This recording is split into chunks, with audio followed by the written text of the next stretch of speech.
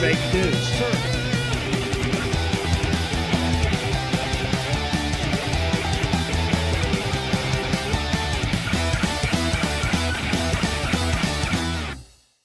Guten Morgen, Brasília, estamos aqui de volta. Eu sou Flávio Morgenstern e você não é. Este, para quem não sabe, é o podcast do Senso em Comum. Neste podcast nós estamos certos. Se você discorda, você está errado. Nós estamos aqui neste podcast comentando várias vezes a respeito sobre literatura, filosofia e outras coisas, mas hoje nós precisamos fazer um podcast especial, né, por conta do que aconteceu neste final de semana. Então, ó, não se esqueça, para você ajudar a gente, você precisa sempre dar seu joinha, sabe? Todos os episódios... Ah, sim, isso aí faz toda a diferença, sabe? Todo episódio vem aqui, dê seu joinha, dê seu like, sabe? Comente aí, seja ao vivo, que você esteja vendo, ou seja logo depois.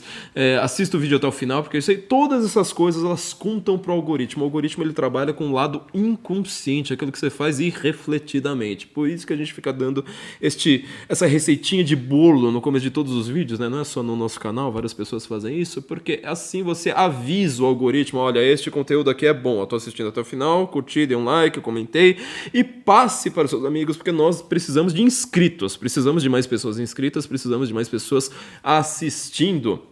Aqui o Guten Morgen, um podcast feito para salvar o Ocidente, exceto, é claro, Vila Madalena e adjacências, e você ainda vai conseguir ficar mais inteligente e perder amigos neste processo, né? Então hoje nós vamos aproveitar aqui para falar a respeito do grande fato que aconteceu neste final de semana, que foi o atentado contra a vida de Donald Trump, né? Nós não faremos no modelo hard news, né? Não vou ficar analisando notícias, comentários gerais sobre notícias. Isso aí é uma coisa que eu faço já no Braddock Morning, tá? Para quem não sabe também, eu estou agora ancorando a partir desta semana, né? Eu tô aqui no dia 15 de julho, estou ancorando agora um novo programa matinal das 11 ao meio-dia, que é o Braddock Morning. Tem lá no Braddock Show, mas também tem um canal próprio, né? Braddock Morning, você pode assistir ali dos dois jeitos. Estou ancorando ali junto com a Fabiana Barroso e o André Porciúncula, o Braddock Morning. Lá a gente comenta as hard news, né? Lá a gente analisa os fatos ali corridos. Também apresento o Estúdio Oeste junto com o Silvio Navarro, também com a Fabi, com o Carlo Cauti, nas quintas-feiras, às 8h30 da noite, no canal da Revista Oeste no YouTube. Então tenho meus meios, né, para comentar as hard news. O que eu quero fazer aqui hoje é uma coisa um pouco diferente, né? Fazer não é uma análise necessariamente, mas um pouco mais aprofundada, mas assim, que não é uma análise da notícia como um todo, né? Então, as notícias você vai acompanhar nesses canais, né? Tanto no Braddock Show quanto na Revista Oeste, e o resto a gente vai comentando aqui de uma maneira um pouco mais atemporal, né? Por assim dizer. E eu queria... A segunda tentativa que a gente tenta gravar desse podcast, tá? Gravei uma vez inteira, acabou não dando certo. Vamos ver se eu consigo fazer mais bonito, então, numa segunda tentativa aqui pra vocês e tentar correr com isso, né? Tô gravando na segunda-feira, depois do Braddock Morning, e ver se eu consigo entregar tudo isso a tempo aí na terça-feira de manhã pra gente fazer uma interrupção, né? Iria fazer um outro podcast que já tá pronto, né? Continuando nossos assuntos literários e livrescos, e vamos fazer uma pausa aqui rápida só porque o assunto urge, né? Ora, nós tivemos alguns eventos históricos no século XXI, que foi um século meio que abarrotado de eventos históricos, né? Já começa ali com 11 de setembro, você vai ter o crash da Bolsa em 2008, você vai ter eleição do próprio Donald Trump, que foi, acho que, um dos maiores eventos de todos, você vai ter a eleição do Bolsonaro, que também foi outra maluquice aqui para o Brasil, você teve 2013, né, tema do meu livro, Por Trás da Máscara, que está analisando o que aconteceu ali a partir da Primavera Árabe, revoltas populares que se esparramaram pelo mundo inteiro e que, exatamente conforme eu previ, não derrubaram necessariamente governos. Os poucos governos que foram derrubados tiveram o mesmo efeito, que foi a concentração, o aumento do poderio estatal contra esse tipo de manifestação, tudo potencializado ali por 2013. 2013 foi, em teoria, uma revolta contra o governo Dilma Rousseff. Meu livro está criticando a revolta. Não é que eu não estou criticando o governo Dilma Rousseff, né? Mas mostrando assim, a Dilma vai sair mais forte, mais poderosa, e o aparato estatal de repressão vai ser muito pior. A partir disso, foi exatamente conforme eu previ ali no meu livro. E teve a pandemia. Mas assim, o que aconteceu ontem Eu acho que só se compara 11 de setembro e a pandemia em termos de ser um grande evento histórico. Eu quero analisar do ponto de vista da história, né? Eu quero citar aqui, em primeiro lugar, o grande historiador Thomas Carlyle. Ele dizia que a história é a história das grandes personalidades. Ou seja, não significa necessariamente que você goste dessas personalidades, né? Mas quando você pensa assim, em estudar história, você vai estudar a vida de César, a vida de Napoleão, a vida sobre pessoas boas e ruins, né? Às vezes com ambas as características imiscuídas ali na mesma pessoa, né? César, por exemplo, ele vai criar basicamente o que a gente chama hoje de Império Romano. Era uma república até antes de ele cruzar o Rubicão. E ele, cruzando o Rubicão, cria vira o Imperator, né? Vira o primeiro ditador, por sinal, né? Um imperador ditador. Vai ter consequências, inclusive, metafísicas para a nossa salvação, né? Você tem o trecho famoso dos fariseus ali tentando colocar Jesus contra a parede, perguntando, e aí, qual a sua visão sobre essa grande disputa política que existe na Palestina nesse momento, né? Ou seja, você é a favor do Império Romano ou você é contra? Ou seja, você é um revolucionário que quer levantar armas contra o Império e, portanto, ser punido por ser um revolucionário? Ou você é a favor do Império e, portanto, você vai perder todos os seus seguidores? E Jesus sai dessa da forma mais famosa possível, né? Ele fala a César o que é de César, a Deus o que é de Deus. Logo depois de tirar uma moeda, né, da boca do peixe, ou seja, falando isso aí, pagar imposto é um lodo, um lixo que nós somos obrigados a fazer, mas estou aqui, ó, cumprindo as minhas obrigações temporais, estatais, taxativas, né, para usar um termo bem haddadiano. Então, assim, César é uma grande personalidade, não adianta negar. O lado bom, o lado ruim, tudo que ele faz ali é uma grande personalidade, você vai ter que estudar historicamente. Você vai ter grandes personalidades como, sei lá, Carlos Magno, que esse já é o cara que está cristianizando a Europa inteira, transformando o complexo continente europeu em um continente cristão. Você vai ter Napoleão, que vai fazer exatamente o contrário, né? Vai fazer a revolução e depois ainda vai se casar com uma monarquista para falar assim, não importa o que aconteça, eu vou ganhar. De qualquer forma, eu obedeço a mim mesmo, não tenho ideologia nenhuma no ser napoleônico. Né? Nelson Rodrigues dizia isso dele, né? Que Napoleão haveria de ter um destino napoleônico, né? Para mostrar que nomen est homem, né? O nome é o destino. E o Napoleão ele faz exatamente o contrário, é um revolucionário, um antimonarca, então ele é uma grande personalidade, quer dizer, você teve uma grande mudança a partir de Napoleão. Para você entender os grandes eventos históricos, você precisa ter uma pessoa que faça alguma coisa, que cause uma grande diferença no decurso, no dever histórico. E Napoleão é uma dessas pessoas, então apesar de ele ser um ditador, ser um genocida, ele, comparativamente nas populações da época, ele acaba matando muito mais que o Hitler. A pessoa comparava só, sei lá, Joseph Stalin, né? Causando o primeiro genocídio que ultrapassa 1 milhão de mortes com as guerras napoleônicas ali. Ele é um grande genocida que é adorado por todos os lugares, né? Nos nossos últimos episódios nós estávamos falando sobre o que é um clássico. Citei bastante, nem mais de um episódio, aquele ensaio do T.S. Eliot, né? What is a Classic? E comentei, fiz um comentário que o Frank Kermode faz sobre essas palestras, né? Essa palestra What is a Classic? As palestras dele também, né, são sobre o que é um clássico.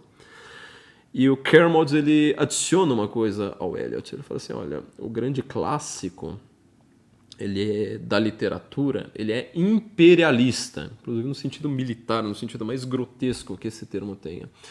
Porque ele transcende o seu próprio povo, transcende o seu próprio país, a sua própria língua, a sua própria cultura, seu próprio governo. Então, você imagina, a Segunda Guerra Mundial, você vai ter a Alemanha lutando contra a Inglaterra, a guerra mais mortífera, horrenda que o mundo já viu até então. E um inglês, ele vai falar, ó, Goethe, ele é um clássico para mim. Você vai lá no currículo inglês, você vai estudar Goethe. O alemão, a mesma coisa. Ele vai dizer que Shakespeare, ele faz parte do currículo clássico. Quer dizer, transcende uma coisa que agora parece uma questiúncula, né, nacional, linguística, no meio de uma Segunda Guerra Mundial, né? Inclusive o ensaio do Eliot, na verdade é uma palestra que ele dá na Verdure Society, é de 44, se não me engano. Ele cita o Goethe ali na cara de todos os ingleses, sem o menor problema, né? A figura histórica é exatamente isso também, né? Segundo esse conceito do Thomas Carlyle, a figura histórica ela transcende o seu próprio povo, né? O Napoleão, ele era tratado como um herói pelas suas vítimas. Eu acabei de citar o Goethe, né? O próprio Goethe, ele tá lá elogiando a Revolução Francesa, né? Falando que é uma das melhores coisas que já aconteceu no mundo. Olha como a Revolução Francesa é maravilhosa. Já pensou se a gente consegue ter uma Revolução Francesa aqui na Alemanha também, né? Nos livrar desses monarcas ultrapassados, essa religião totalmente mofada e obscurantista e tal. E quando as tropas napoleônicas chegam perto de Frankfurt, né, que é a terra do Goethe, Frankfurt, Francoforte, né, lugar ali quase encostado na França, aí o Goethe tem que fugir, tem que zarpar ali, porque eles vão degolar ele no meio do caminho. O Beethoven, né, escreve a Sinfonia Heróica em homenagem ao Napoleão, e acontece a mesma coisa, não é no final da vida, né? Mais adiantado, ele vai lá, pega as partituras lá, acha e arranca a homenagem que ele fez ao Napoleão ali das partituras, porque ele viu que, enfim, né, o que estava acontecendo ali iria ferrar com ele próprio.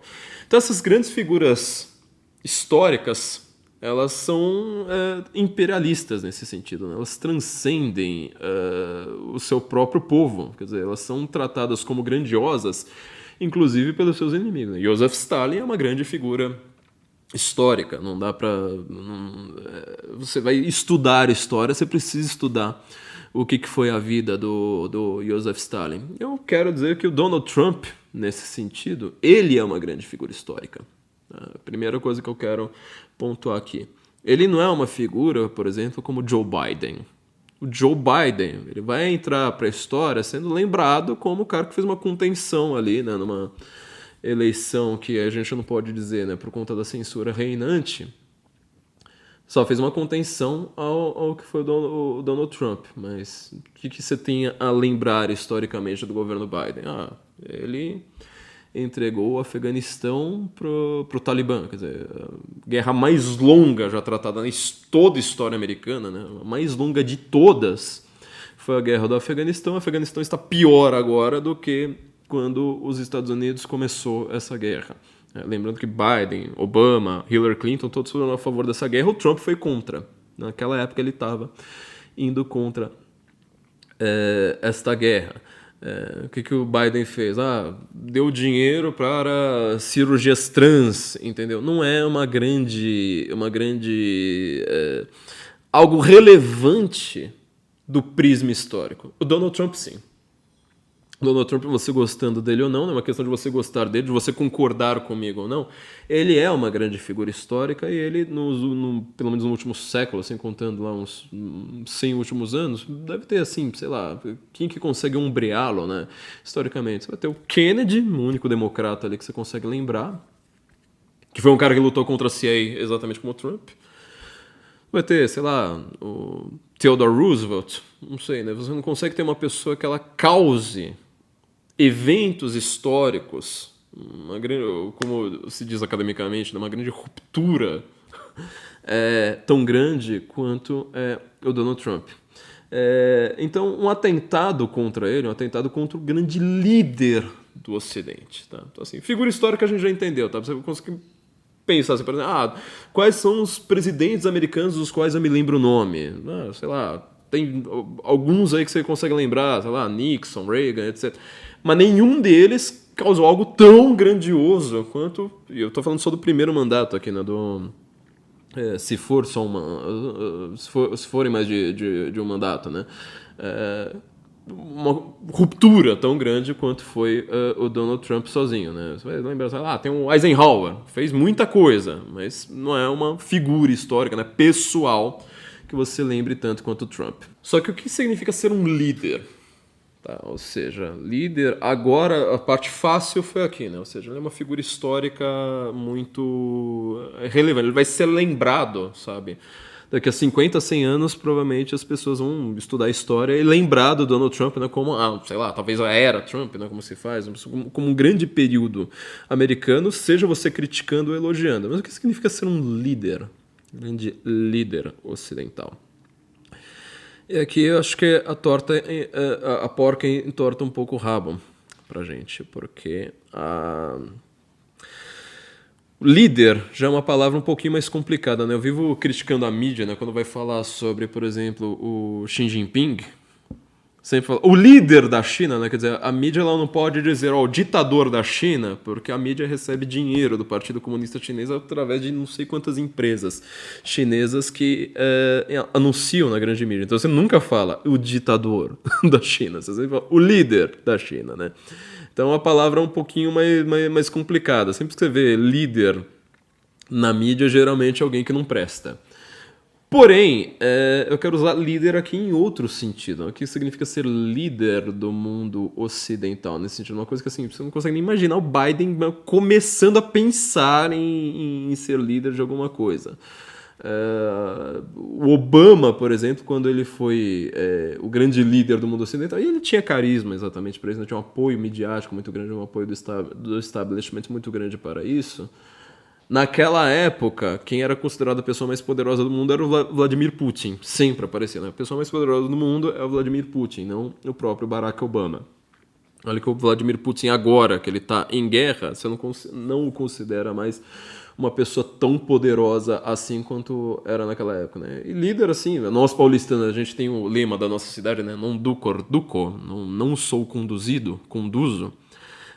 Lema muito bom pra gente usar, né, no nosso 9 de julho tão ignorado, uma grande revolta constitucional exigindo que um ditador seguisse a Constituição. Ou seja, os paulistanos deveriam lembrar, os paulistas, né, deveriam lembrar sempre disso, com afinco, explicar isso para o Brasil inteiro. Nós temos uma situação um pouco mais complicada, né? Se você lembrar que líder, condutor, né, em alemão é Führer. Então a gente já está com uma palavrinha aqui um pouco mais espinhosa na nossa mão. Eu quero fazer exatamente o que o próprio Donald Trump faz, tá? Ele pega alguns termos que eles são usados no mundo empresarial, no mundo às vezes financeiro, no mundo administrativo, onde ele fez a sua carreira, e trazer para o prisma político. Ele fez isso muitas vezes no seu mandato, e acho que isso aqui é uma coisa que pode explicar muito para nós em termos históricos, vamos colocar assim. O líder, né, quando você vai tentar entender isso do prisma da administração empresarial, você geralmente separa dois tipos, né, de chefes, vamos dizer assim, de pessoas em cargos de liderança. O líder é uma pessoa que lida com pessoas. O cara que, assim, ele é capaz de extrair o melhor de você. Enquanto que o gerente, não, o manager, é uma pessoa que lida com o processo. Ele quer que o resultado final ali esteja adequado. Então vocês estão lá montando um projeto empresarial, seja de engenharia, marketing, sei lá, comercial, novo produto no mercado, uma nova aquisição, qualquer coisa. Você vai ter essas duas figuras nem sempre se dando muito bem, né? Um líder ali querendo extrair o melhor das pessoas e um manager falando assim, tem um prazo aqui, isso tem que ser cumprido, essa pessoa tem que estar em tal função, essa outra tem que ir para tal outra, assim por diante.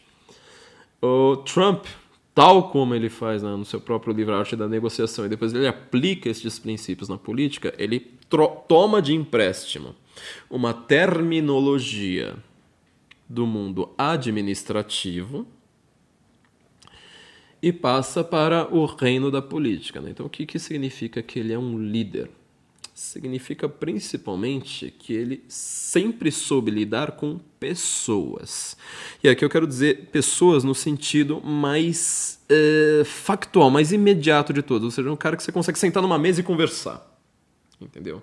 Muitas vezes o líder é aquele cara assim que você fala, olha, esse cara assim, eu sentei lá na mesa lá cheguei lá, bati no cubículo dele e falei, olha, o que está acontecendo é tal e tal problema. O cara senta, ouve e ele resolve aquilo ali. Isso é um líder.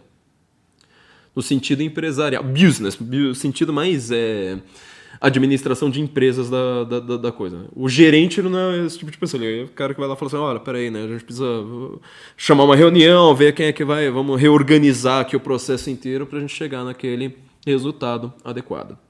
Ora, se o Trump ele está preocupado com essa questão de liderança no sentido business da coisa, significa também, e aqui não é um elogio ao Trump, na verdade assim, eu estou mostrando aqui virtudes e vícios, tá, de sua personalidade. Ele sempre soube lidar com uma questão de uma maneira mais pessoal. Aqui não é pessoal no sentido que a mídia tenta dar para ele. Ah, olha, todo trumpista, igual fazem com o Bolsonaro, todo trumpista, todo bolsonarista, ele obedece o líder. Nossa, ele ouve cada declaração do líder como se fosse uma ordem. E aí fica todo mundo uniformizado ali embaixo, né? Quem tem algum conhecimento histórico, analisa o que foi, o que era uma ordem de cima, uma ordem vertical, um modelo de gestão, sabe? De um Hitler, de um Joseph Stalin, de qualquer um desses caras. Tenta comparar com alguma coisa. Você vai falar assim, toda essa metáfora que fazem constantemente, ela tá ridiculamente errada. Ela é maluca. Ela não faz assim, mais remoto sentido, tá? Não, ele é um líder de extrair o que é do seu interesse, óbvio, né, de cada uma das pessoas. Então ele montou um time ali e estava tentando extrair ali o que iria confluir para o seu projeto. Só que assim, ele é um gerente, ele tem um processo por trás. Ele é uma pessoa que fala assim, olha, eu tenho aqui um plano de Estado, não só um plano de governo, é um plano de mudanças estatais. A democracia americana ela funciona da seguinte forma, eu quero que ela mude para cá. O processo decisório, o processo militar, o processo não sei mais o que americano, mude. Não tem nada. E é exatamente como ele é retratado pela mídia. Então você repara o tamanho da burrice da grande mídia e você ficar seguindo o Trump, analisando o tempo todo. Ele é uma ameaça à democracia, ele é uma ameaça ao funcionamento do Estado democrático, não sei o que. Ele é uma ameaça... Ninguém tem um plano. Eles são lideranças no sentido mais factual, mais tete-a-tete, mais gerencial, né? Inclusive, né? No sentido mais administração de empresas. Ele não é o gerente. Ele é aquele cara que ele é o líder. Ele anima a turma, entendeu? Esse é só um dos pequenos, grandíssimos erros que a grande mídia comete ao analisar Donald Trump. Então, seguindo aquilo ali que a teoria do Max Weber fala sobre os 3 tipos de autoridade, a gente consegue ter um mapeamento bem adequado para entender o que é que está acontecendo no mundo, né, com essa, vamos dizer, os líderes da direita surgindo, né? O Max Weber, ele define 3 tipos de autoridade. Autoridade tradicional, que ela tá meio apagada no mundo hoje, né? Tem basicamente as autoridades religiosas que cuidam disso e num momento que praticamente todas as religiões, as grandes religiões estão em crise no mundo, né? Você tem as seitas, mas não tem a autoridade tradicional das grandes religiões. Você tem a autoridade burocrática, as pessoas que lidam de fato com a burocracia, com o manejo, né, dos esquemas burocráticos ali. E você tem as autoridades carismáticas. Tanto a esquerda quanto a direita no mundo hoje se fiam muito nessa autoridade carismática. O que acontece é que os grandes líderes da esquerda eles conseguem confluir seus interesses de tal forma a que eles também sejam os interesses em comum das grandes autoridades burocráticas. Ou seja, no Brasil a gente pensa muito nas autoridades judiciais, nas autoridades do manejo do sistema jurídico de cada país. Porém, não é apenas este elemento, né, que está em jogo aqui, né? São vários tipos de burocracia, seja burocracia policial, a burocracia de agências regulatórias. Isso no Brasil também é muito forte, né? As agências regulatórias criadas ali pelo Fernando Henrique, né? Da época do Fernando Henrique ainda, elas estão cada vez mais fortes. No manejo internacional, você tem as autoridades de Bretton Woods, tá? Todas elas ali são uma burocracia muitas vezes que você não conhece, mas que elas, de fato, é que pautam o debate público e para onde está indo a nossa cultura. A gente falou até recentemente, né, que hoje em dia o processo revolucionário ele vem de empresários. Ele vem muito mais de empresários com grande influência internacional, muito mais deles do que de um sindicato. De gente, sabe, os caras gordos e barbudos lá gritando em megafone, eles não pautam mais tanto o que vai, quais são os comportamentos coletivos das pessoas do que grandes empresários, tá? A gente já fez assim, uns 2, 3 episódios comentando sobre este fator, né, de como que isso tem mudado totalmente os comportamentos coletivos. Tem um exemplo, inclusive, da Kellogg's, né, recentemente, como que ela fez a maior campanha de relações públicas do mundo para mudar um hábito de um continente inteiro e do mundo inteiro, né, de certa forma, dos hábitos alimentares a partir só para vender o seu produto. Aliás, dentro da formação Senso em Comum, vou dar um segundo recado aqui, né? Dentro da formação Senso em Comum, nós temos uma aula inteira só sobre relações públicas, né? O que é relações públicas e como que ela está mandando tanto na gente hoje. Ricardo, né? Nós estamos aqui agora, neste momento, né, dando os últimos retoques, finalmente dando os últimos retoques, né? O Gustavo, nosso designer lá do Rio Grande do Sul, conseguiu apacentar um pouco a vida dele. Agora estamos, sei lá, em 1, 2 semanas aí acho que a gente consegue colocar tudo de volta no ar, né? Tanto da formação Senso em Comum, né? Essa plataforma com vários cursos ali para a gente entender o que está acontecendo no mundo hoje, quanto do Guten Morgen Go, da primeira temporada, que é nosso curso sobre a Primeira Guerra Mundial. Então já vai colocando uma mão na consciência e outra na carteira que você vai logo estar com tudo aí no ar de novo depois do grande cataclismo que a gente sofreu, né? Recentemente sobre isso. Mas enfim, a autoridade carismática da esquerda ela conflui com a autoridade burocrática. Dá um exemplo mais afastado, né? Você vai pensar na França, tanto Macron quanto a Le Pen são duas autoridades carismáticas. Só que o Macron tem os seus interesses em comum com as autoridades burocráticas da União Europeia, do Parlamento Europeu, né, de várias burocracias, né, algumas visíveis, outras bem mais invisíveis, e essas que são as mais problemáticas de todas, por sinal. Suas zonas de influência têm uma interseção ali muito grande. Já a Le Pen não. A Le Pen ela fica só com seu carisma, e pouco manejo, né, de toda a burocracia, não apenas política, mas a burocracia, sei lá, geral, né, de toda a sociedade, não apenas do Estado, né, a burocracia midiática, assim por diante. Donald Trump, fazendo um atentado contra o Donald Trump, é você fazer um atentado contra uma autoridade burocrática. Tá? Só que o Trump ele tem algumas particularidades bem diferentes daquelas do Bolsonaro, por exemplo, né? Sempre tentam fazer esse paralelo, mas há diferenças aqui que eu acho que são muito grandiosas, né? Quando a gente vai analisar o caso da facada contra o Bolsonaro e do caso agora desse atentado que não tirou a vida do Donald Trump por questão de poucos milímetros, né? Só um meneio de cabeça ali que acabou não ceifando a sua vida. O Trump, quando ele foi ser presidente, antes mesmo de ele assumir o cargo, ele já tinha basicamente seu governo razoavelmente montado. Isso por conta de uma coisa, ele tem recursos. Isso é uma coisa que ele tem, o Bolsonaro não tem, nunca teve, provavelmente não vai ter o suficiente para ele fazer alguma grande mudança, alguma mudança histórica ali muito, vamos dizer, não só permanente, né, mas significativa.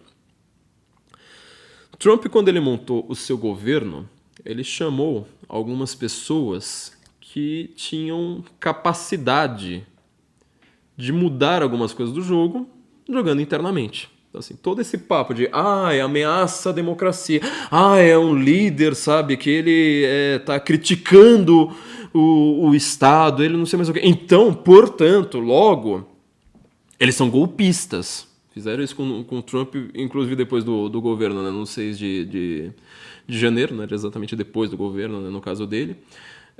E com Bolsonaro no 8 de janeiro, 2 anos depois também. Ou seja, haveria um golpe de Estado em curso para você acabar com a democracia e você colocá-los apenas no poder sozinhos. Sempre com aquele paralelo já muito batido, né, e enfraquecido, sempre um paralelo com Adolf Hitler. Ora, isso aí, para você ter um golpe de Estado, uma mudança interna no Estado, você precisaria ser gerencial nesse sentido. Ou seja, o processo decisório. Você não tem, por exemplo, no Brasil, alguém que não tem um livro, não tem um documentário, mal tem reportagens sobre o processo decisório, como funciona o processo decisório no Brasil. O que o Eduardo Cunha mudou no processo decisório brasileiro? Quais são os jogos de poder, de influências, de zonas de interesse, de zonas obscuras dentro do processo decisório que possam ser mudados? Bolsonaro ele nunca lidou com isso. Ele é simplesmente uma autoridade carismática. Então as pessoas que mudam de fato a configuração e o balanço de forças dos 3 poderes no Brasil, as pessoas que inclusive cometem golpes de Estado constantemente internos no Brasil, tem alguma literatura sobre essa ideia de golpes internos? Nenhuma delas está do lado do Bolsonaro. Muito pelo contrário, quer dizer, você muda completamente o jogo político, a ascensão do Supremo Tribunal Federal, o modelo de como você tem confluências entre mídia, entre universidades, entre agências de educação, agências de saúde, agências de não sei mais o que. E olha como agências de saúde foram importantes, né, no manejo do jogo democrático e do jogo de forças ali, principalmente a partir de 2020. Né? Elas são determinadas, elas mandam. Elas não são questionadas. Elas determinam as políticas e você senta e obedece. E se você discordar, você é um golpista de extrema-direita, aquela papagaiada toda. Quem faz isso são os caras da burocracia, são os gerentes, são os managers, entendeu? Bolsonaro não tinha nada disso. O Trump também, ele tinha nada. Na verdade, não tinha nada disso. Porque ele não estava lá com um projeto, por exemplo, para falar assim, olha, eu quero pegar o federalismo americano e mudar. Eu quero mudar a Constituição americana, eu quero mudar o Bill of Rights americano. Agora os Estados Unidos vai ser uma ditadura Trump. Não tinha nada disso. Ele é simplesmente, unicamente, uma autoridade carismática. Porém, o que o Trump tinha eram recursos. Então, quando ele monta o seu gabinete, antes mesmo de subir, né, de fato, ao poder, ele chama algumas pessoas que são capazes de fazer algumas mudanças, mexer alguns pauzinhos, às vezes pequenos, mas bastante significativos, dentro da burocracia interna americana. Vou usar 2 exemplos aqui. Primeiro exemplo é Nikki Haley, que por sinal, né, virou as costas a ele. Muita gente me dizia que ela iria fazer isso, eu não acreditei, mas foi exatamente o que aconteceu. A Nikki Haley ele colocou como embaixadora dos Estados Unidos na ONU.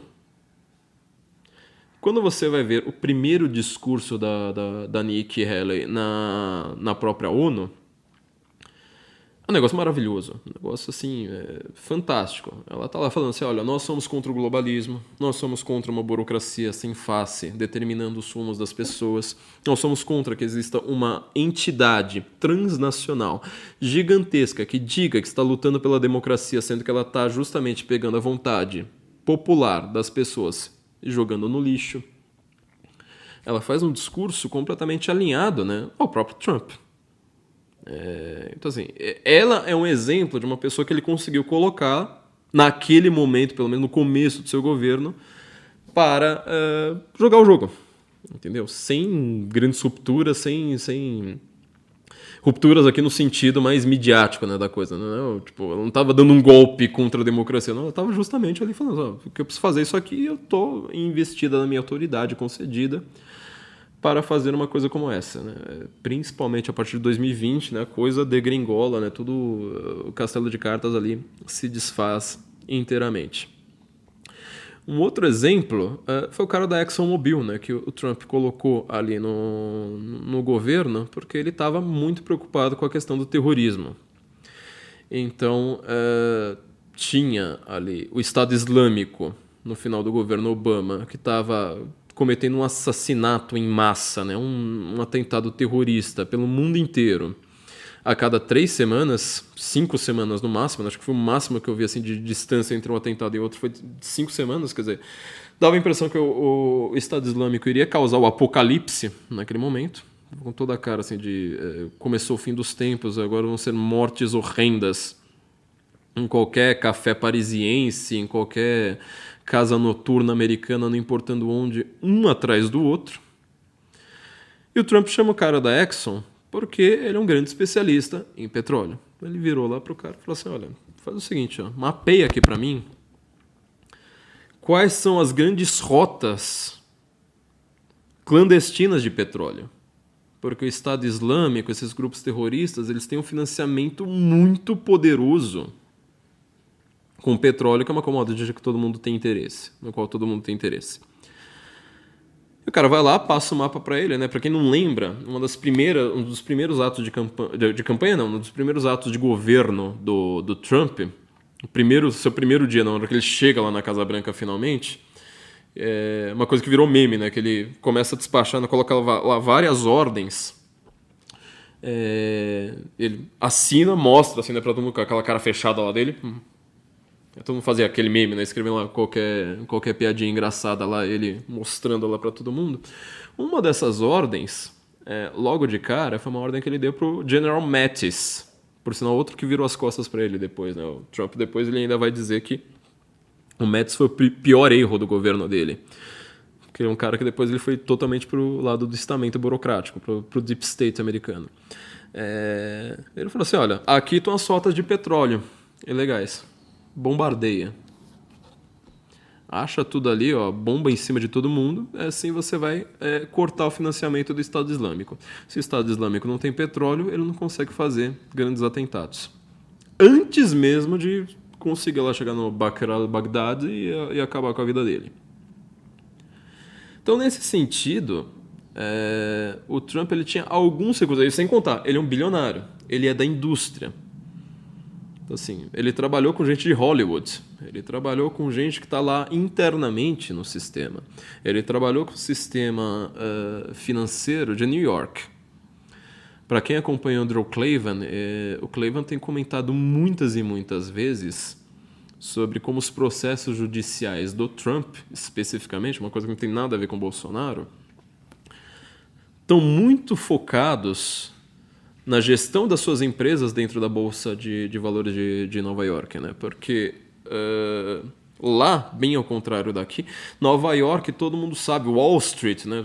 Qualquer série, qualquer filme, não precisa nem ler um livro sobre isso, né? É sempre aquele ambiente puramente amoral.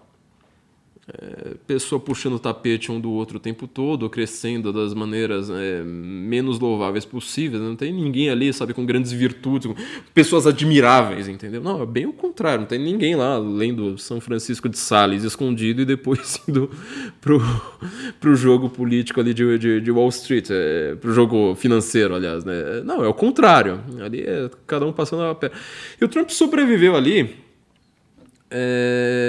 Né, que, assim, nunca encontraram uma coisa errada que ele tenha feito. Mas você sempre consegue forçar, né, forçar a interpretação ali para falar assim, olha, tá vendo? Aqui tem uma coisa errada, né? Olha o que o cara paga ali pro marqueteiro, pro cara das relações públicas, no caso da Stormy Daniels, todos esses casos, é sempre a mesma patacoada, né, de dinheiro, muito dinheiro, né, tudo bilionário brigando contra bilionário, e ele sobrevivendo ali naquele meio. Só que, de novo, o Trump, ele não é o grande cara da burocracia. Ele não é um burocrata. Ele não é, sei lá, um jurista, não é intelectual, não é um cara que tenha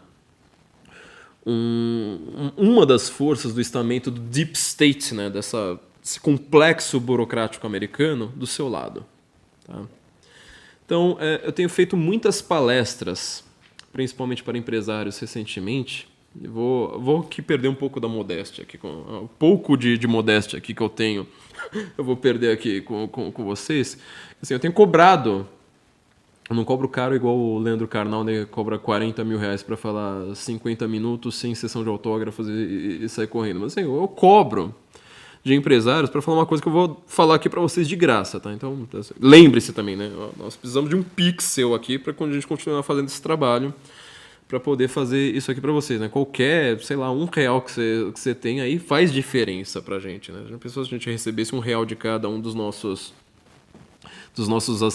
assinantes ouvintes aí, a gente estaria, sei lá, com muito menos trabalho, né? Muito menos dificuldade do que a gente tem. Então faz um pix aqui pra gente, ó. Flávio Morgan, chave pix Flávio Morgan, MORGEN, @sensoincomum.org, né? Tem aqui o QR Code aqui na tela, tem...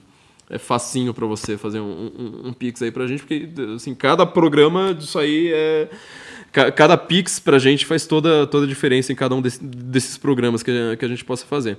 Eu tenho feito análises para esses empresários, né, tem chamado muita atenção deles, né, estão sempre me chamando para outros lugares, fazendo o tipo de demonstração do que está acontecendo no mundo, que é diferente do que o empresário está acostumado. Né? Que o empresário, principalmente o pessoal mais velho, né? Tá acostumado assim, toma café, chega lá no escritório, primeira coisa que o cara faz é digitar uol.com.br. Né? O cara tem até e-mail do UOL até hoje, né? Porque o UOL era um servidor de e-mail. Porque ele está acostumado a falar assim, faculdade de administração, de economia, não te ensina, né, a se informar, não te ensina a falar assim, olha, vai lá, ouvir o podcast do Senso em Comum, que aí você vai estar bem informado, né? Não, ao contrário, é coisa mais básica. Então, o que ele faz? Para ele se manter informado, ele apela justamente a mais órgãos do Deep State, a mais propaganda, mais uma narrativa ali pronta, né? Que está sendo dada por grandes órgãos, né? Folha de São Paulo, New York Times, aí o cara se acha muito bem informado. Quando passa uma visão minimamente diferente para eles ficam bem positivamente surpresos, né? Pelo menos isso. E uma das análises que eu mais tenho feito é que, tal como a eleição no Brasil não foi entre Lula e Bolsonaro, foi entre Bolsonaro e STF, ou seja, entre um órgão do sistema, o órgão mais poderoso do sistema no Brasil, e um candidato que estava, vamos dizer... termo linguístico é complicado. O Bolsonaro tá querendo mudar alguma coisa. É mudar, mas assim, é muito pouca coisa. Porque você não está mudando o jogo político, você não está com esquema ali, uma declaração de falar assim, olha, agora eu acho que o processo decisório tem que ser assim, assim, assado, vai ter uma reforma política assim, assim, assado. Não tem uma reforma nem dos partidos do Brasil, você não tem reforma de nada, você não tem nem reforma de agências regulatórias, você não tem nada. Você simplesmente fala assim, olha, vamos manter tudo como está, mas pelo menos vamos colocar umas pessoas um pouquinho melhores ali. Era tudo que o Bolsonaro estava tentando fazer. E sem recursos. Seu pouco ponto aqui que eu consigo tolerar um pouco mais, né? O Trump, ele pelo menos ele tinha recursos. Ele tinha ali algumas pessoas, falando de novo, né? Ele lida pessoalmente, é um trato pessoal, né? Dele para conseguir acertar um pontinho ou outro para fazer o tipo de evento histórico, né? Como eu estou dizendo, que ele queria fazer. Mas, de novo, puramente com o carisma dele, com algumas relações pessoais, tá? Não era nada grandioso. Eles tinham massa a seu dispor. Então, assim, a aposta dos dois é uma aposta que, você pode reparar, né? Nenhum dos dois conseguiu se reeleger. É uma aposta que ela tem suas falhas. Foi uma aposta simplesmente no poder das massas, ou seja, você tem países polarizados, no Ocidente hoje polarizado. E aí você vai sempre ficar apostando, né? Não, mas pelo menos, sei lá, vai ter 50% da massa a meu favor, 50% contra, então vamos fazer 50% mais um estar a meu favor. Eu que escrevi um livro sobre isso, eu falo que é uma jogada não só arriscada, como suicida, né? Nenhum dos dois acabou logrando muito êxito nesse tipo de aposta, mesmo porque assim, são muitos CPFs, sendo que você está lutando contra CNPJs poderosos, né? O que a direita não tem hoje, não tem CNPJs. CPF demais para pouco CNPJ, não tem instituições, não tem coisas que deem formalidade, que deem autoridade ao seu discurso, aquilo que você queira. O exemplo que eu sempre dou para mostrar o que é uma mudança histórica virtuosa seria da Revolução Americana. A Revolução Americana ela é tratada pela direita, esquerda, não importa qual, como algo positivo. Algo que foi bom, de certa forma, para o mundo, né? Com todos os seus vícios ali, todos os erros e todas as pessoas ruins que continuam mandando no mundo até hoje, mas ela foi uma coisa boa. Por quê? Você pegou um rei corrupto, um rei maluco, e criou documentos, princípios, e fácil, né? Documento, sei lá, um calhamaço de 2.000 páginas. Não, você criou documentos fáceis, claros, para você ter novos princípios a partir de um evento político com toda a sua violência, com todo o sangue, né, que rolou na guerra de independência americana. Mas a gente fala assim, olha, agora, a partir deste momento histórico, nós temos esse documento, temos uma Constituição, temos o Bill of Rights, temos a Declaration of Independence, temos 3 documentos ali fundamentais para todo o povo americano se sentir representado. Vai lá, tem lá toda a história, né, da festa do chá no Porto de Boston, né, que vai gerar o Tea Party, né? Eu prefiro jogar chá no Porto e esculhambar, né, inutilizar todo aquele negócio, do que ficar pagando imposto sobre o chá para a Inglaterra. Eu prefiro, sei lá, imposto sobre selo, né, todas aquelas coisas que foram simbólicas. E criou-se o grande movimento, né, No Taxation Without Representation, né, sem taxa, sem impostos, sem ter representatividade. Ora, isso é uma mudança histórica sem tamanho.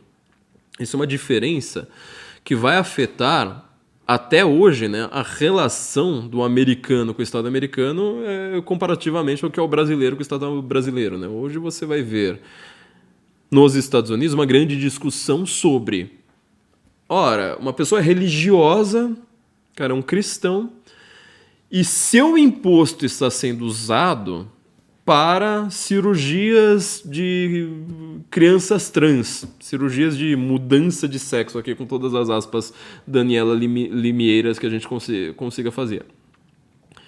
Ora, isso é você pegar o valor daquela pessoa, os princípios morais e religiosos e metafísicos daquela pessoa, e ela não está sendo representada a partir do momento que ela paga impostos. Então, corta-se a partir daí. Você vê que isso é uma discussão que inexiste no Brasil, né? Aqui, como tem o SUS, né? Você paga imposto e problema teu. É isso que acontece. Então são 2 modelos diferentes, porque lá você teve uma documentação. Lá você teve uma mudança, tá? Aqui não, você tem o mesmo jogo, só com uma mudança de algumas pessoas e ainda a mídia constantemente falando: você é uma ameaça à democracia, você é um golpista, se você levanta uma placa escrito fora STF, significa que você não quer que tenha Supremo Tribunal Federal, e isso aí é muito importante para a democracia. Então toda a retórica midiática, etc., né, universitária, assim por diante, sobre golpe de Estado, ela não bate. Porque esses caras, eles não são líderes no sentido gerencial. Eles não gerenciam um processo, eles não pensam num processo, eles não raciocinam em termos de falar assim, olha, existe problemas no Estado do Brasil, dos Estados Unidos, da Europa, que precisam ser mudados, né, da forma X, Y, Z. Não tem nada disso. Tem simplesmente um desejo, né, uma forma de você estar, como diz o Bolsonaro, né, dentro das 4 linhas, sempre repetindo essa mesma retórica, para você poder fazer alguma coisa diferente, mas sem nenhuma mudança do próprio Estado. O que é bastante curioso para a gente pensar, né? Tanto em termos, né, do Trump quanto em termos do Bolsonaro. O Trump indo contra a CIA, contra o FBI, o Bolsonaro indo contra o STF,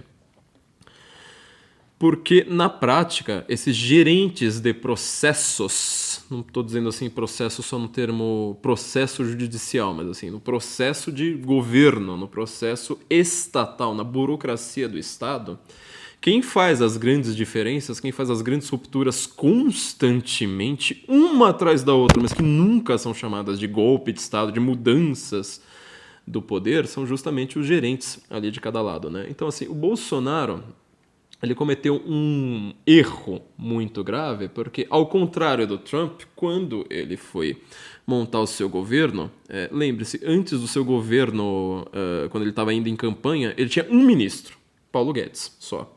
Chamou Paulo Guedes, que é que a gente pode chamar de hoje de uma ala tecnocrata, os técnicos especialistas em suas áreas.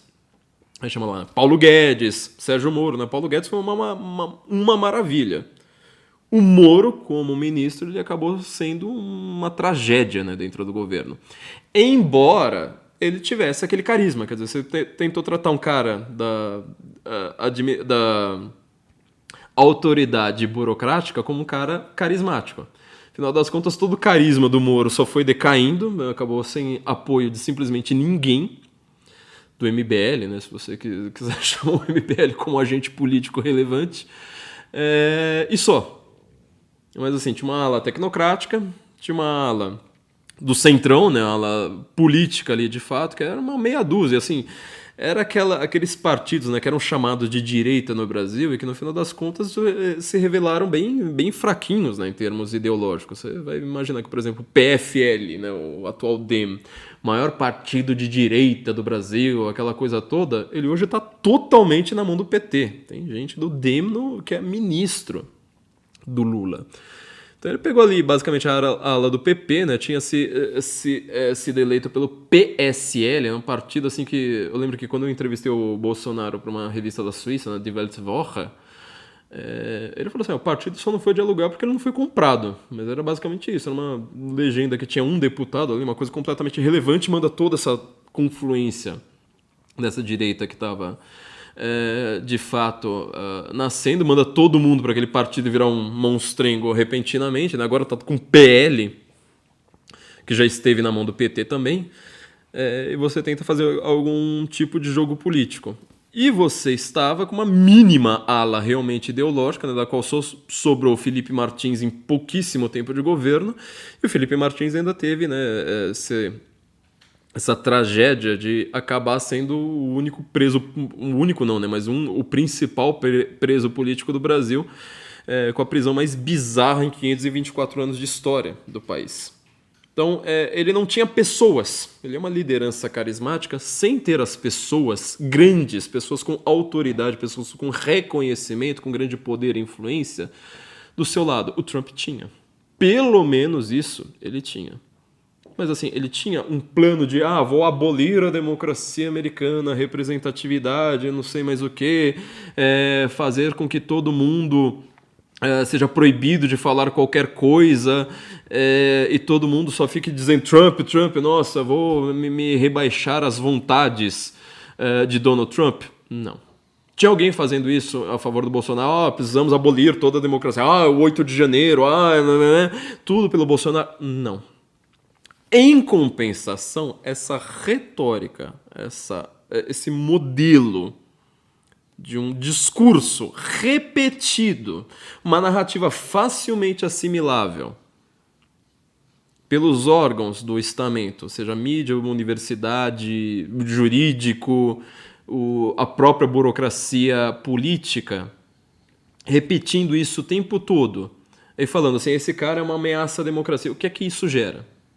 Gera uma mudança. Isso sim gera uma mudança na própria configuração dos jogos de poder dentro do Brasil, dentro dos Estados Unidos. Tanto é assim, né? Eu já contei essa história dos nossos primeiros episódios que nós começamos a gravar aqui no estúdio, né? Depois da gente ter feito os primeiros episódios quando a gente só tinha áudio, né? Quando a gente começou a fazer em vídeo aqui no Spalato Studios, que eu tô comentando a ideia de como surgiu o termo fake news. Pô, de repente você começa a defender censura. Porque assim, o que é censurado é algo negativo. É algo que eu não quero ver. Então assim, agora eu vou regulamentar as redes sociais. Por quê? Porque o Bolsonaro é um ditador que ele quer regulamentar as redes sociais? Não, porque o estamento, justamente o Deep State brasileiro, o Deep State americano, esse sim, ele quer fazer uma mudança gigantesca na tal da democracia e fala assim, olha, agora vai ser uma democracia censurada. Uma democracia na qual você não pode falar nada. Se você falar uma narrativa, alguma coisa mínima contra o estamento, você vai ser prejudicado. A gente vai invadir sua vida, invadir sua privacidade, fazer buscas e apreensões, fazer quebras de sigilo, assim por diante. Ora, nesse sentido, tanto Trump quanto o Bolsonaro, quanto qualquer uma dessas lideranças carismáticas que surgem, que são lideranças de direita, como a esquerda, liderança carismática, não são burocratas, não são lideranças burocráticas. Não são grandes intelectuais de nenhum lado. Não são grandes juristas, não são grandes pensadores de maneira alguma. Porém, o seu manejo político é uma confluência de interesses com a burocracia. Tanto assim que o Lula entra sozinho, né, em 2003, ele faz um mensalão para ele comprar os partidos do Centrão, inclusive o PL, e aí ele consegue tudo aquilo ali ganhando na mão cheia. Cria-se o Estado dentro do Estado. Mas depois, né, quando ele vai voltar, né, já no governo Dilma, mas principalmente quando ele volta agora para o Lula 3, ele faz um governo de coalizão. É o modelo alemão, é o modelo italiano, é o modelo francês, é o modelo inglês, de certa forma, né? A Inglaterra aqui está como um asterisco, mas assim, também funciona dessa forma. Faz um governo de coalizão, que aí você coloca lá, tipo, tem, sei lá, desde o radical de extrema-direita, lá geralmente sempre é o pessoal dos direitos humanos, Ministério do Índio, Meio Ambiente, etc. E você também tem Simone Tebet, tem gente do DEM, tem, sabe, umas pessoas... Você fala, meu, como é que você junta toda essa turma aí na mesma sala e tenta fazer um discurso minimamente coerente, tá? O Trump e o Bolsonaro e toda essa galera, eles estão tentando, então, comer pelas beiradas. Assim, tipo, o cara do PP ali, ele não tá se dando bem com o pessoal do PT, então vamos chamá-lo pro governo. O cara, tipo, sei lá, tem uma agência ali com um cara...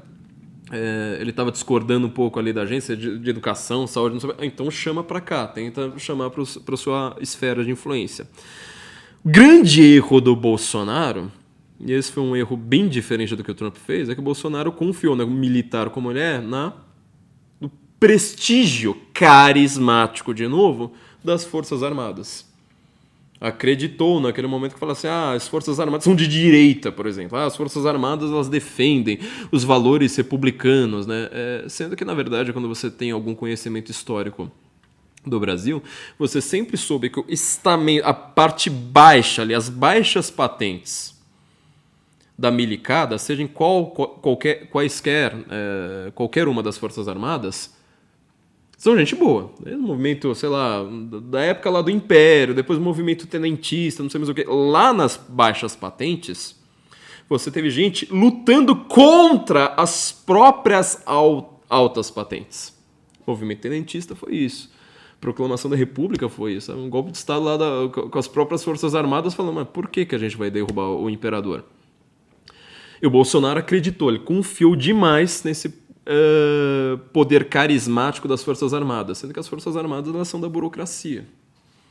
E o que é engraçado, porque assim, no caso brasileiro, elas são da burocracia no sentido mais literal da coisa, não é nem assim, são grandes forças militares, grandes forças de Estado. Não, elas nem têm grande força militar, como se pensa. Elas são burocratas. O Trump, então, né, essa questão de você fazer um atentado contra ele, mostra que você está com todo o Deep State, toda a mídia, todo o aparato chique do Ocidente inteiro contra ele constantemente, não importando o que ele faça, mesmo que ele tenha nomes, ele tenha algumas pessoas que consigam fazer uma contenção ao poder do estamento burocrático, ao poder do Estado. Mas ele é tratado sempre como um nazista, né? Você tem sempre essa desinformação constante em cima dele, que é para você falar assim, olha, já que você tem meios, a gente vai te conter. Nós vamos te neutralizar aqui. E aqui eu quero usar a palavra desinformação, essa conclusão que eu quero dar, desinformação no sentido original do termo. Eu que vivo, assim, frisando aqui, né, o poder dos termos para nós, o poder de você usar corretamente as palavras. Especificamente o termo desinformação é aquele que assim fica num vácuo na minha cabeça, que eu falo assim, eu não sei ainda como que a gente consegue retomar o termo desinformação, que foi sempre um termo nosso. Nós sempre estivemos, a direita sempre esteve acusando a esquerda de desinformação, a União Soviética de desinformação. Fala assim, olha, mas tanto as agências soviéticas, a KGB, ela pratica desinformação, quanto a CIA pratica desinformação, o FBI pratica desinformação. O livro, né, do Yohai Pachepa, ele é pródigo nisso, um livro que ele mostra isso em detalhe, do cara que ele era um desinformante. E o que é desinformação, então? Bem ao contrário desse negócio de você falar assim, sabe o que é desinformação? É quando tem 3 moleques numa rede social que dão RT um no outro. Que isso aí foi chamado de gabinete do ódio, né, no Brasil. Olha só, né, eles dão RT um no outro, portanto, eles são uma direita organizada para fazer uma narrativa bolsonarista e coisa do tipo. Não, desinformação significa você pegar órgãos oficiais grandiosos para você colocar essa narrativa na cabeça das pessoas. Então a desinformação, ela significa, sempre significou antes desse uso a partir do Trump e do Bolsonaro, por isso que eu falo que a eleição do Trump foi um dos grandes eventos do mundo, mudou, inclusive o estamento também mudou, né, a chave ali em vários sentidos. A desinformação significava, eu sou um comunista, eu sou um soviético. Eu quero mudar a percepção do público americano em relação a alguma coisa, sei lá, a guerra do Vietnã. O que eu faço? Vou lá no New York Times, coloco um chefe de redação no New York Times. Vou lá na CNN, coloco um chefe de redação ali na CNN. Quero agora ter não sei quantos professores no departamento de ciências políticas nos Estados Unidos, em Harvard, em, sei lá, Stanford, sabe, em toda a Ivy League. E pelo menos o chefe ali do departamento de ciências políticas é nosso. Né? Ele não precisa ser um espião de fato, mas ele é uma pessoa que ele é financiado ali. Maio de 68 na França, mesma coisa, tudo com dinheiro soviético vindo ali por trás. Então, quando você usa o termo desinformação para falar assim, mas são os moleques ali no Twitter, você zoou o Coreto assim, de uma maneira brutal, porque a verdadeira desinformação, ela necessita de autoridade, ela necessita que você tenha pessoas em altas posições. Ela é vertical, ela vem de cima. Ela não é uma coisa assim, as pessoas agora estão falando XYZ e, portanto, a gente vai ficar repetindo esse negócio. Não tem nada a ver com isso, tá? Assim, são órgãos de autoridade. Onde tinha desinformação na Alemanha Ocidental, que vinha da Alemanha Oriental? Na Der Spiegel. Era na principal revista. Não era no equivalente ao Twitter da Alemanha Ocidental, né? Não era divulgando panfleto no meio da rua. Não, são órgãos gigantescos, né? Gente assim poderosa, tá? Que conseguia fazer uma coisa como essa. Então, assim, o Trump, ele está sendo uma vítima da desinformação. O Bolsonaro, ele é uma vítima da desinformação. E principalmente nós, aqui, sabe, aqui embaixo, sabe, classe média, nós somos as principais vítimas desses caras. Porque o verdadeiro desinformante, ele tem meios. Ele está no estamento burocrático. Ele está em órgãos reconhecidos. Igreja Católica no Brasil, pelo amor de Deus. Precisa falar mais alguma coisa? Se você é um católico tradicional querendo buscar uma missa minimamente adequada, você vai ver a dificuldade que é você, sei lá, sair da sua paróquia e falar, vou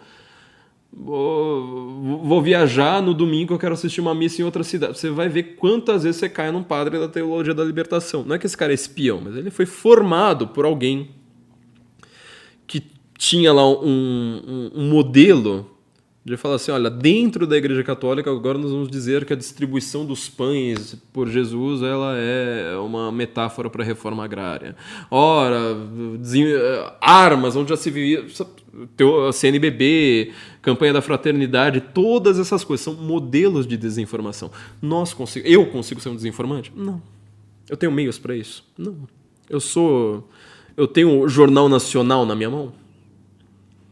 Isso sim é um órgão de desinformação, entendeu? Então, assim, todo esse processo, não quero ficar agora meditando sobre o atirador, pouco se sabe sobre ele, o que ele pensa, XYZ, vocês estão caminhando um pouco na direção errada. A meu ver, nós precisamos colocar agora essa campanha contra a desinformação em curso. Eu falo assim, olha, vamos catalogar tudo aquilo ali que está sendo colocado na grande mídia, o Jornal Globo lá dizendo que o Trump caiu num comício, o UOL falando que o comício foi interrompido por sons similares a tiros, né? Quer dizer, uma pessoa morre, 2 outras feridas em estado grave no momento que eu estou gravando, sons similares a tiros. Isso é desinformação, num órgão oficial. Pode reparar que se fosse um órgão pequeno, não precisaria estar com essa campanha constante, né, falando esse tipo de bobagem. Então, assim, o Trump é um líder, tá? Um líder histórico. O que ele fez é um evento histórico, gostando você dele ou não. Não estou pedindo para você concordar comigo, você sabe disso aí muito bem. Talvez o Trump vai ser realmente estudado por décadas, talvez mais do que um século vindouro, se o mundo não acabar, óbvio. Porém, nós, os outros governos, as outras pessoas, né, no estamento, elas não são figuras históricas. O que você está tentando fazer ali é uma mudança de uma liderança que possa fazer alguma coisa, porque tem meios, né, ao contrário do Bolsonaro. Eu não estou passando pano aqui para o Bolsonaro, acho que ele cometeu muitos erros, principalmente essa questão, né, da milicada e principalmente na sua gestão a partir da pandemia. Foram erros assim grotescos. Preciso falar, né? Eu fui processado de volta pelo Weintraub, entendeu? Eu não sei como é que o processo terminou no 0-0, porque eu tinha certeza que eu iria ganhar esse. Mas são... essa crença de que você consegue fazer uma grande mudança, fazer uma grande contenção ao sistema, simplesmente falar, vamos jogar dentro das 4 linhas e só mudar as pessoas. É óbvio que você está lutando contra uma narrativa criada contra você de que você é um golpista, que você quer abolir a democracia. Mas isso também revela uma falta de conhecimento, de autoridade vinda da burocracia. Tá? Então, assim, eu quero começar essa reflexão. A gente vai falar ainda bastante sobre isso, não sei como. No Braddock Morning eu vou falar bastante, no Estúdio Oeste eu continuo falando bastante sobre isso, tá? Vou escrever bastante na Revista Oeste sobre estes temas, mas aqui a gente está tentando fazer uma análise minimamente mais livreira, né? Tentando sempre citar aqui alguns autores, alguns livros, e deixo um recado aqui para todo mundo. Se você quiser fazer alguma diferença minimamente intelectual para o Brasil, algumas coisas que precisam ser mapeadas, talvez até, sei lá, em livros, tem pouca reportagem. É o processo decisório no Brasil. É como funciona o poder no Brasil. Qual que é o jogo ali entre partidos, entre mídia, o dinheiro que corre. Isso não está documentado. Você não vai ter uma mudança significativa no Brasil simplesmente falando assim, vamos eleger ali 50 mais 1 das pessoas e vamos ter uma diferença. Não vai. É impossível, simplesmente não faz sentido. Foi o erro do Trump, foi o erro do Bolsonaro e agora a gente está sofrendo com isso, né? Bom, gente, nos vemos então na semana que vem. Já temos um capítulo gravado na semana que vem, mas assim, tivemos que gravar isso aqui correndo, né? Por força das circunstâncias. Não se esqueça de fazer um Pix, tá? flaviomorgan@sensoincomum.org. Deixa aí, sabe, paga um cafezinho aí, alguns livros aí pra gente. Se você quiser comprar livros também, livraria.sensoincomum.org. Tudo isso aí faz toda a diferença para a gente continuar mantendo esse trabalho. E nós, então, nos encontramos, tá, na semana que vem com o seu apoio, tá? Deixa seu like, deixa seu comentário. E nós nos encontramos na semana que vem para comentar mais isso e falar mais de livros. Guten Morgen, Brasília. Encha o nosso rabo de dinheiro e salve o Ocidente. Encha o nosso rabo de dinheiro e salve o Ocidente. Se você quer perder amigos e ser mais inteligente, encha o nosso rabo de dinheiro e salve o Ocidente. Encha o nosso rabo de dinheiro e salve o Ocidente. Encha o nosso rabo de dinheiro e salve o Ocidente. Se você quer perder amigos e ser mais inteligente, encha o nosso rabo de dinheiro e salve o Ocidente. Encha o nosso rabo de dinheiro e salve o Ocidente. Encha o nosso rabo de dinheiro e salve o Ocidente. Você quer ficar bonito, garboso e eloquente, estar sempre correto, indubitavelmente, contar boas piadas esporadicamente, fazer aquele crush te amar perdidamente. Enche o nosso rabo de dinheiro e salve o Ocidente.